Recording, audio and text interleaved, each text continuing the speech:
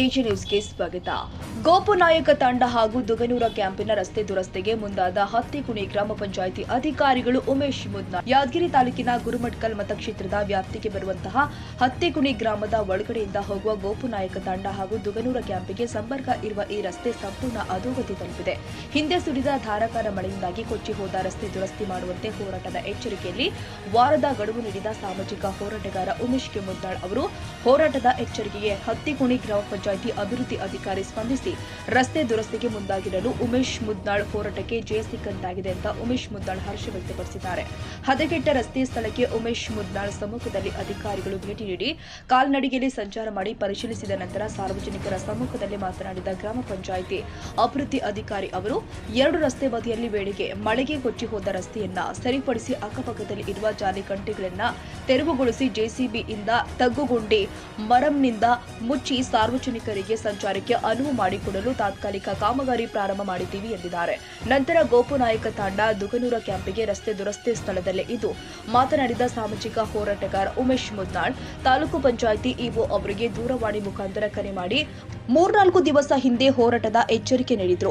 ಇಲ್ಲಿವರೆಗೆ ನೀವು ಯಾಕೆ ಭೇಟಿ ಕೊಟ್ಟಿಲ್ಲ ಅಂತ ಪ್ರಶ್ನೆ ಮಾಡಿದ್ರು. ಅಷ್ಟಕ್ಕೆ ಬಿಡದೆ ಸರ್ಕಾರದಿಂದ ಬರುವಂತಹ ಎಲ್ಲಾ ಸೌಲಭ್ಯಗಳನ್ನ ನೀವು ಪಡಿತೀರಿ, ಅದೇ ಸೌಲಭ್ಯಗಳು ಸಾರ್ವಜನಿಕರಿಗೆ ಮಾಡಿಕೊಡಲು ನಿಮ್ಗೇನು ಆಗಿದೆ ಅಂತ ತಿಳಿದಿದ್ದಾರೆ. ಹತ್ತಿಕುಣಿ ಗ್ರಾಮದ ಒಳಗಡೆ ಬರ್ತಕ್ಕಂಥ ಈ ರಸ್ತೆ ಏನದ ತಾಂಡ ಮತ್ತು ದುಗನೂರು ಕ್ಯಾಂಪಿಗೆ ಬರ್ತಕ್ಕಂಥ ಸುಮಾರು 2-3 ಕಿಲೋಮೀಟರ್ ಅದಷ್ಟೇ.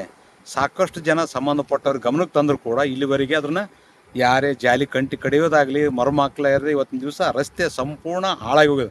ನಿರಂತರ ಮಳೆಗೆ ಹಾಳಾಗಿ ಹೋಗ್ಯದ. ಅದ್ರಷ್ಟೇ 1 ವಾರದ ಗಡುವು ನೀಡಿದ್ವಿ. 1 ವಾರದಾಗ ಅದು ಸರಿಪಡಿಸಲಿ ಅಂದ್ರೆ ರಸ್ತೆ ಬಂದ್ ಮಾಡ್ಬೇಕು, ಯಾದಗಿರಿ ಟು ಸೇಡಂ ರಸ್ತೆ ಬಂದ್ ಮಾಡ್ತೀವಿ ಅಂತಕ್ಕಂಥ ಎಚ್ಚರಿಕೆ ನೀಡಿದಾಗ ಇವತ್ತು ಗ್ರಾಮ ಪಂಚಾಯತ್ ಅಭಿವೃದ್ಧಿ ಅಧಿಕಾರಿ ಅವರೆಲ್ಲ ಸ್ಥಳಕ್ಕೆ ಭೇಟಿ ನೀಡಿ ಇವತ್ತು ಜೆಸಿಬಿಲಿಂದ ಕಂಪ್ಲೀಟ್ ಸ್ವಚ್ಛಗೊಳಿಸಿ ಮರಮ ಹಾಕುವುದಾಗಿ ಭರವಸೆ ನೀಡ್ಯಾರ. ಇದು ನಮ್ಮ ಹೋರಾಟಕ್ಕೆ ಹತ್ತಿಕುಣಿ ಗ್ರಾಮದ ಕ್ಯಾಂಪಿನ ಎಲ್ಲ ತಾಂಡದ ನಿವಾಸಿಗಳ ಹೋರಾಟಕ್ಕೆ ಇವತ್ತು ಸ್ಪಂದಿಸಿರ್ತಕ್ಕಂಥ ಅಧಿಕಾರಿಗಳು ಧನ್ಯವಾದ. ಆದರೆ ಇದು ತಾತ್ಕಾಲಿಕ ಮಾಡ್ಬೇಕು. ಮರಮು ಜಂಗಲ್ ಕಟಿಂಗ್ ಮಾಡಿ ತಾತ್ಕಾಲಿಕ ಆಯಿತು. ಸಂಪೂರ್ಣ ಅದು ಸಿಸಿಯನ್ನ ಮಾಡ್ರಿ, ಇಲ್ಲಿ ಡಾಂಬರೀಕರಣ ಮಾಡ್ಬೇಕು. ಅದು ಪೂರ್ಣ ಆಗುವವರೆಗೆ ನಿರಂತರ ಇದು ಹೋರಾಟ ಮಾಡುವುದಾಗಿ ಎಚ್ಚರಿಕೆ ನೀಡುತ್ತಿದೆ. ಇದೇ ಸಂದರ್ಭದಲ್ಲಿ ಪವನ, ತಾಯಪ್ಪ, ಮಲ್ಲಪ್ಪ, ಸಾಬಣ್ಣ, ಹನುಮಂತ, ಮೋನಪ್ಪ, ಮಲ್ಲೇಶಿ, ಯಂಕಪ್ಪ, ಸಿದ್ದರಾಮಪ್ಪ, ಹರಿಯ, ಪೋನಪ್ಪ, ಆನಂದ, ಸಾಬಣ್ಣ, ಚೆನ್ನಬಸಪ್ಪ, ಶರಣಪ್ಪ, ಬುಗ್ಗಪ್ಪ, ಚಂದ್ರಕಾಂತ್, ಪುಣ್ಯ ಸೇರಿ ಅನೇಕ ಗ್ರಾಮಸ್ಥರು ಮತ್ತು ಮಹಿಳೆಯರು ಉಪಸ್ಥಿತರಿದ್ದರು. Nizamuddin, Yadgiri, AG news. ಕನ್ನಡಿಗರ ಮೆಚ್ಚಿನ ನಿಮ್ಮ ಎಜೆ 24/7 ನ್ಯೂಸ್ ಕನ್ನಡ ವಾಹಿನಿ ಇದೀಗ ಟಿವಿಯಲ್ಲಿ ಲಭ್ಯ. ವೇಳೆ ನೋಟಿಸ್ ಕೊಟ್ಟಿದ್ರೆ ವಾಪಸ್ ತಗೋತೀವಿ. ಇವತ್ತು ವಕ್ಫ್ ಪ್ರಾಪರ್ಟಿ ಅಂತೇಳಿ ಬರ್ತದೆ ಅಂತ ಹೇಳಿದ್ರೆ ರೈತರ ಬೀದಿಗೆ ಬಂದ್ರೆ ಏನ್ ಮಾಡ್ಬೇಕಾಗತ್ತೆ? ಯಾರು ವೋಟ್ ಹಾಕಲಿಲ್ಲ ಅಂದ್ರೆ ಗ್ಯಾರಂಟಿನೆಲ್ಲ ಸ್ಟಾಪ್ ಮಾಡ್ಬಿಡ್ತೀವಿ.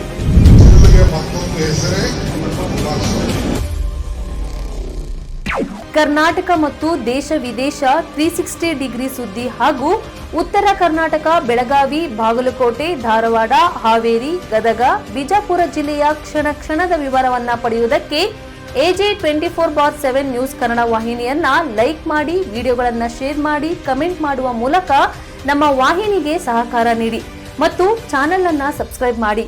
ಧನ್ಯವಾದಗಳು.